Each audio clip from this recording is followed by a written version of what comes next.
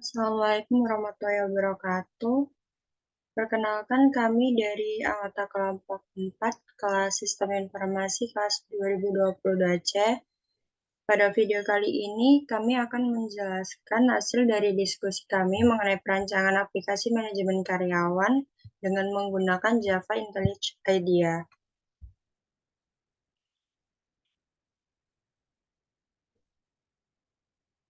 Pada video kali ini, agenda yang pertama adalah latar belakang proyek, yang kedua tujuan perancangan aplikasi, yang ketiga analisa kebutuhan dan fungsionalitas awal, yang keempat ada agile development, yang kelima ada 4 teknis analisis kebutuhan perangkat lunak, yang keenam ada penerapan diagram UML, yang ketujuh ada pembuatan GUI pada aplikasi, yang kedelapan ada instrumen pengumpulan data, yang kesembilan ada kesimpulan, dan yang terakhir ada saran.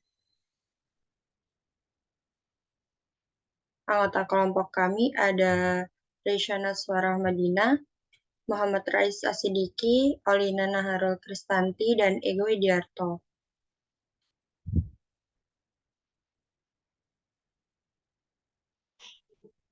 Latar belakang proyek. Pengelolaan karyawan adalah aspek kritis dalam sukses setiap organisasi. Dalam era bisnis yang kompetitif, perusahaan-perusahaan perlu memiliki alat yang efisien untuk mengelola sumber daya manusia mereka.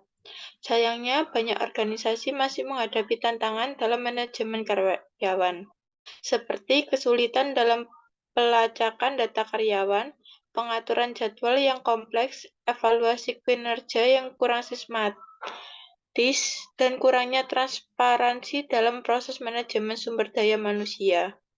Dalam hal ini, kami mengusulkan pengembangan sebuah aplikasi manajemen karyawan yang canggih dan berfokus pada solusi.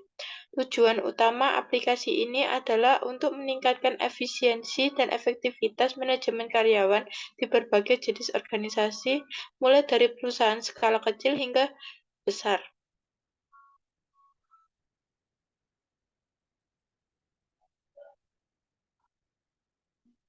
Beberapa alasan kuat yang mendorong perlu adanya aplikasi manajemen karyawan ini termasuk yang pertama ada peningkatan produktivitas, yang kedua pengurangan kesalahan, yang ketiga evaluasi kinerja yang lebih baik, yang keempat peningkatan kepuasan karyawan, yang kelima transparansi dan aksesibilitas.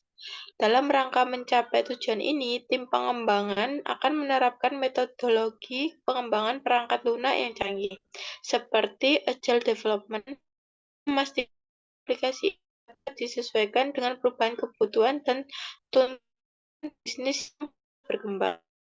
Aplikasi manajemen ini akan menjadi solusi terintegrasi dalam komprehensif mengatasi tantangan manajemen karyawan dalam berbagai jenis organisasi, meningkatkan produktivitas, kualitas layanan, dan kepuasan karyawan.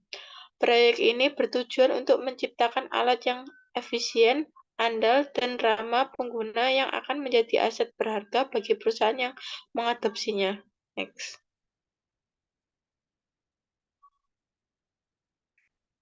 Tujuan aplikasi. Tujuan utama dari aplikasi manajemen karyawan yang akan dikembangkan adalah menciptakan alat yang canggih dan berfokus pada solusi untuk meningkatkan pengelolaan sumber daya manusia di berbagai jenis organisasi.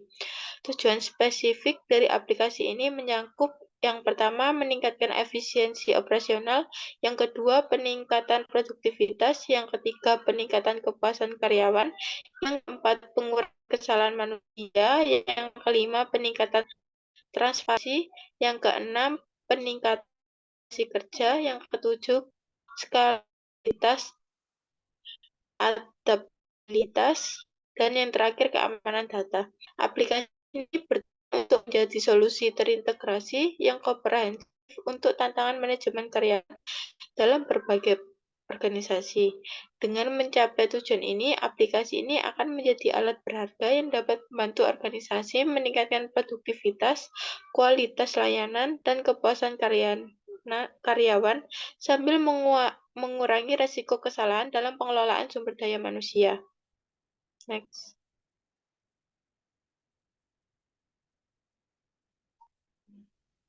Kebutuhan dan fungsi fungsionalitas aplikasi. Yang pertama ada tambah pegawai.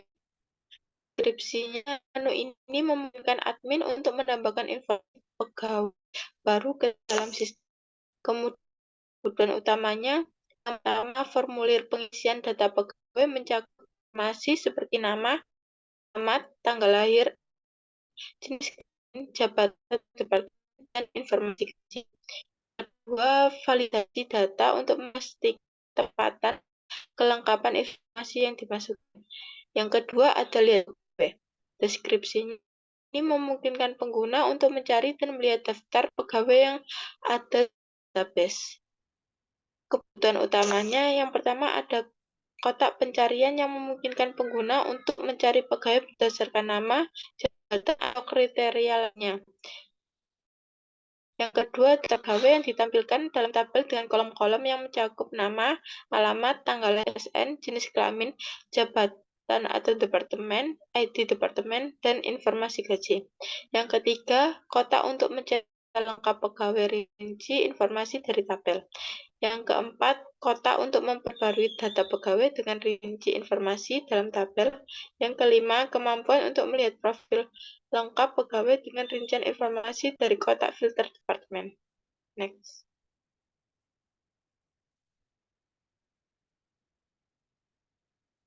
Kemudian yang ketiga ada perbarui pegawai.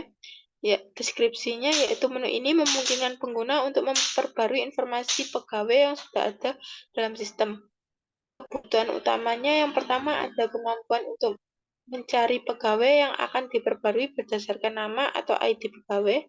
Yang kedua, formulir pengeditan data pegawai yang memungkinkan perubahan pada informasi seperti alamat, jabatan, dan data lainnya.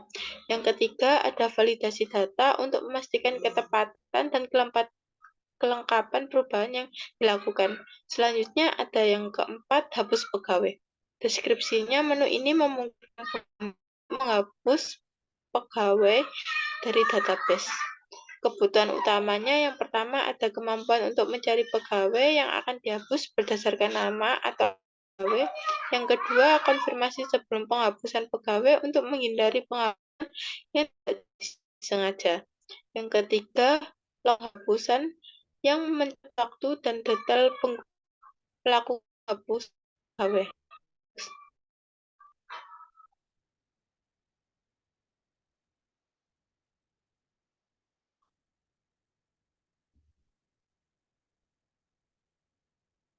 Kajian pustaka.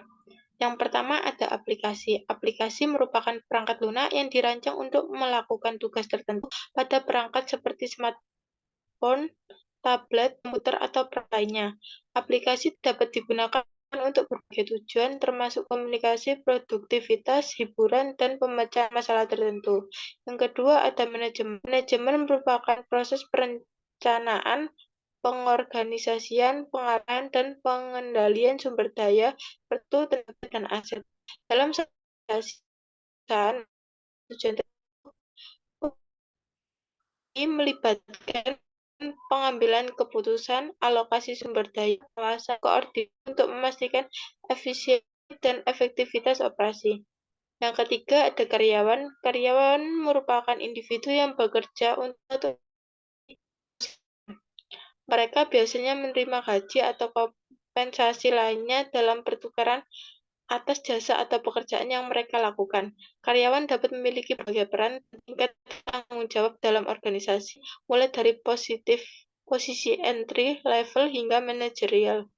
Yang keempat ada agile development.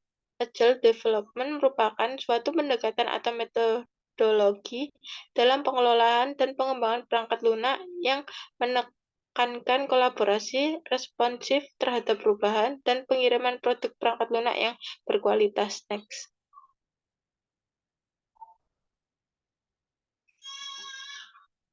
Yang kelima ada Java IntelliJ IDEA. Java IntelliJ IDEA merupakan pengembangan yang dirancang khusus untuk pengembangan perangkat lunak berbasis Java. IntelliJ IDEA dikembangkan oleh JetBrains dan merupakan salah satu IDE Java yang sangat populer di kalangan pengembangan. Intellis IDEA menyediakan beragam alat dan fitur yang memudahkan pengembangan aplikasi Java, termasuk penyorotan sintaksis, penyelesaian kode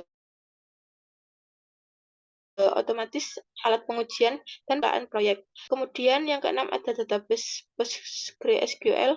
PostgreSQL adalah sistem manajemen basis data relationship open source yang akan kuat dan canggih. RDBMS paling populer dan sering digunakan di dunia, dan telah membangun reputasi untuk kehandalan, fleksibilitas, dan ekstensibilitasnya. PostgreSQL mendukung bahasa pemrograman seperti SQL, Python, dan banyak lainnya, serta memiliki sejumlah fitur canggih. Yang ketujuh ada desktop. Desktop merupakan tampilan atau antarmuka grafis yang biasanya terlihat pada layar komputer ketika sistem operasi komputer telah dimuat. Desktop ini adalah area kerja yang dapat berisi icon, pintasan ke program atau file, gambar latar belakang atau wallpaper, dan widget lain yang memudahkan pengguna dalam mengakses program dan berbagai fungsi sistem operasi. Yang ke-8 ada UML. UML merupakan bahasa pemodelan yang dapat digunakan dalam rekayasa perangkat lunak untuk mendokumentasikan, merencanakan, dan merancang sistem perangkat. UML menyediakan seperangkat notasi grafis dan aturan yang memungkinkan pengembang perangkat lunak untuk menggambarkan berbagai aspek sistem dengan jelas, termasuk struktur, perilaku, dan interaksi antar komponen sistem. Next.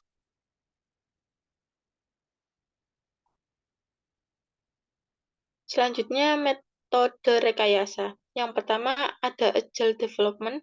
Agile Development adalah pendekatan yang sangat relevan dalam rancangan aplikasi manajemen karyawan karena menawarkan cara yang responsif dan fleksibel untuk mengembangkan solusi perangkat lunak yang sesuai dengan kebutuhan organisasi dan pengguna. Di bawah ini kami akan menjelaskan bagaimana Agile Development dapat diterapkan dalam perancangan aplikasi manajemen karyawan. Yang pertama, iteratif dan inkremental. Yang kedua, kolaborasi yang intens. Yang ketiga, prioritas berdasarkan nilai bisnis. Yang keempat, responsif terhadap perubahan. Yang kelima, pengujian terus-menerus. Yang keenam, proses inspeksi dan adaptasi. Yang ketujuh, kepemilikan bersama. Yang kedelapan, menggunakan framework atau metodologi khusus, menggunakan kerangka kerja framework Kanban melalui web Trello. Dan yang kesembilan, komunikasi yang efektif. Dalam perancangan manajemen, membantu menciptakan solusi yang responsif sesuai dengan kebutuhan organisasi dan terus meningkat seiring berjalannya waktu. Tim pengembangan dapat terus berkomunikasi dengan Departemen Sumber Daya Manusia dan pengguna akhir, memastikan bahwa aplikasi manajemen karyawan dapat memberikan nilai bisnis yang optimal dan mendukung operasi perubahan dengan baik.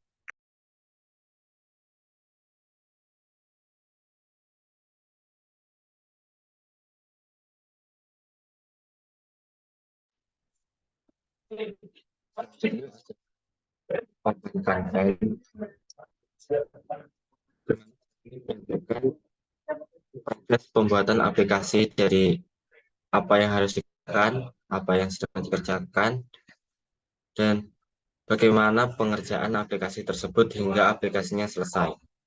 Next.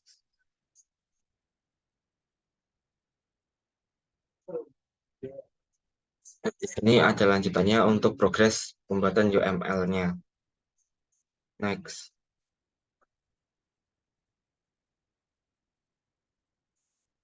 Teknis analisis kebutuhan. 1. Survei kuesioner. Skenario survei kuesioner. Tim analisis kebutuhan membuat kuesioner online yang akan dibagikan kepada seluruh karyawan perusahaan. Survei kuesioner adalah teknik yang efektif untuk mengumpulkan pandangan luas dari pengguna. Data yang dihasilkan dari kuesioner akan memberikan wawasan berharga yang dapat digunakan dalam perancangan aplikasi. Yang kedua, wawancara. Analisis kebutuhan mengadakan wawancara langsung dengan beberapa manajer sumber daya manusia, administrator, dan beberapa karyawan representatif. Mereka bertanya tentang masalah yang mereka hadapi. Wawancara adalah teknik yang mendalam dan memungkinkan analisis untuk mendapatkan wawasan langsung. Wawancara digunakan untuk mendapatkan pemahaman yang lebih mendalam tentang permasalahan yang dihadapi oleh berbagai pihak terkait dalam manajemen karyawan dan memberitahu solusi. Yang ketiga, observasi. Analisis kebutuhan menghabiskan waktu di kantor perusahaan mengamati secara langsung. Mereka melihat bagaimana data karyawan dikelola, bagaimana jadwal diatur, dan bagaimana proses kinerja dievaluasi. Observasi adalah teknik yang memungkinkan analisis untuk mendapatkan pemahaman praktis tentang cara kerja organisasi dan proses saat ini. Yang keempat, analisis dokumen. Tim analisis kebutuhan mengumpulkan dan menganalisis dokumen terkait manajemen karyawan yang ada. Mereka mencari informasi yang relevan untuk mengidentifikasikan masalah dan persyaratan pengguna. Analisis dokumen adalah teknik yang menggunakan untuk memahami lebih dalam tentang konteks dan regulasi yang berlaku dalam manajemen karyawan. Next.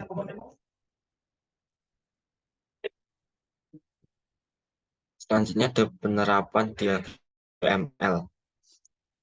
Terdapat use case diagram.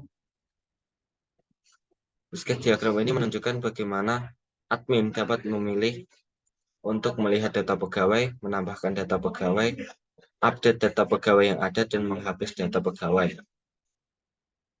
Semua itu dilakukan setelah admin melakukan login ke dalam aplikasi. Next.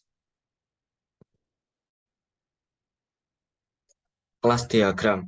Di sini dijelaskan berbagai macam kelas-kelas yang akan digunakan dalam aplikasi dan juga beserta atribut-atribut yang ada di dalamnya, serta metode-metode yang akan digunakan dalam aplikasi tersebut.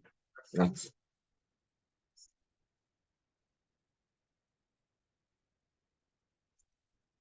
Sequence diagram tambah data. Di sini dijelaskan bagaimana admin akan menambahkan data. Yang pertama yakni admin memilih menambahkan data pegawai. Selanjutnya sistem akan mengambil data pegawai ke database, lalu database akan mengirim data pegawai. Hanya sistem akan menampilkan form tambah data pegawai baru. Lalu admin akan menambahkan data pegawai. Lalu selanjutnya sistem akan memasukkan data yang sudah ditambahkan oleh admin ke database. Lalu database akan memunculkan notifikasi berhasil menambahkan data, lalu akan disampaikan sistem kepada admin. Next. Selanjutnya di sini adalah sequence diagram untuk melihat data pegawai. Yakni admin memilih menu lihat data pegawai, lalu sistem menyampaikan ke database untuk mengambil data pegawai. Lalu selanjutnya mengirim data pegawai ke sistem, lalu sistem menampilkan data tersebut kepada admin.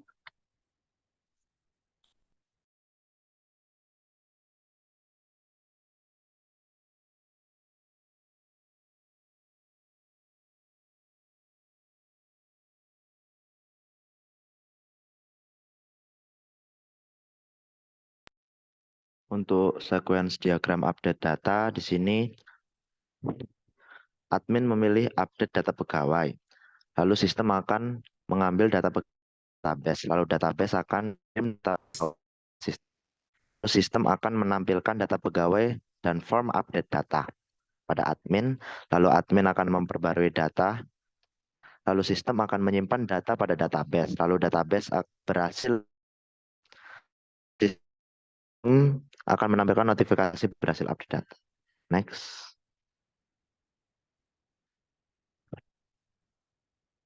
Untuk sequence diagram hapus data, di sini admin akan memilih hapus data pegawai pada sistem, lalu sistem akan mengambil data pegawai pada database, lalu database akan mengirim data pegawai kepada sistem, sistem akan menampilkan form hapus data pegawai, lalu admin memilih SSN pegawai yang akan dihapus pada sistem, lalu sistem akan menghapus data pegawai, dan database akan berhasil menghapus data.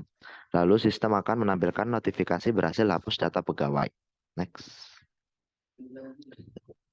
Untuk activity diagram tambah data, di sini admin mencari data pegawai, lalu sistem akan request data pegawai pada database, lalu database akan mencari data pegawai, lalu sistem menampilkan data pegawai, lalu admin akan menghapus data pegawai, lalu sistem akan request hapus data ke database, lalu database akan menghapus data yang diminta. Lalu kembali lagi akan menampilkan notifikasi data berhasil dihapus pada sistem. Next. Untuk activity diagram lihat data, admin akan melihat data semua pegawai pada sistem, lalu sistem akan request data pegawai pada database, lalu database akan mencari data pegawai dan mengonfirmasi data telah disimpan. Lalu kembali lagi ke sistem akan menampilkan data pegawai. Next. Untuk activity diagram perbarui data, admin akan input data pegawai baru, lalu sistem akan memvalidasi input data dari admin, lalu jika data salah akan kembali lagi kepada admin untuk menginputkan data pegawai baru yang benar.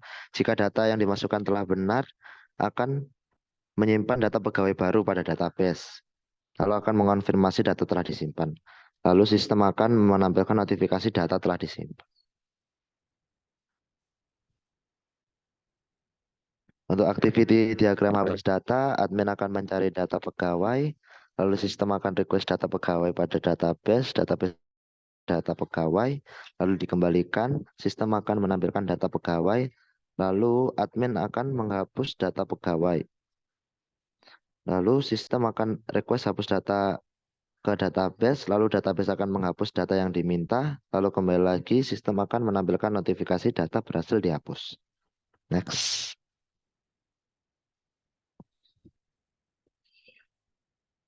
Untuk state machine diagram, dimulai dari melakukan login, lalu akan menampilkan menu utama. Jika memilih opsi perbarui data pegawai, akan mengupdate data pegawai, lalu data pegawai terupdate. Untuk jika memilih opsi tambah data pegawai, akan menambah data pegawai, lalu data pegawai telah ditambahkan. Lalu jika memilih opsi hapus data pegawai, akan menghapus data pegawai, dan data pegawai berhasil dihapus. Dan jika memilih opsi lihat data pegawai, pengguna akan berinteraksi dengan data pegawai, lalu pengguna bisa melihat data pegawai. Next.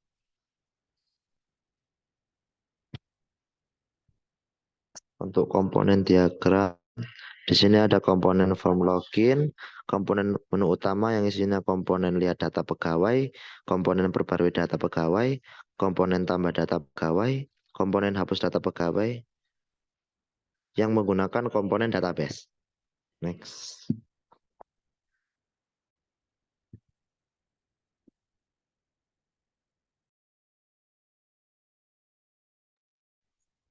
Selanjutnya adalah pembuatan GUI pada aplikasi. Pada halaman awal atau splash, desain yang kami buat adalah seperti ini dengan ada salah satu tombol untuk masuk. Kemudian setelah menekan tombol tersebut akan masuk ke halaman login. User diminta untuk memasukkan username dan password. Kemudian menekan tombol login. Setelah berhasil login, akan muncul halaman utama atau halaman beranda, di mana terdapat pilihan untuk ke halaman tambah pegawai, lihat pegawai, perbarui pegawai, dan hapus pegawai. Yang pertama adalah halaman tambah pegawai. Pada halaman tambah pegawai ini, user diminta untuk memasukkan nama, tanggal lahir, SSN, alamat, gender, gaji, dan departemen. Kemudian, untuk menyimpan, user bisa menekan tombol submit. Kemudian, jika sudah, user bisa melihat pegawai melalui tombol lihat pegawai. Kemudian untuk halaman lihat data pegawai, terdapat fitur pencarian, cetak, perbarui data,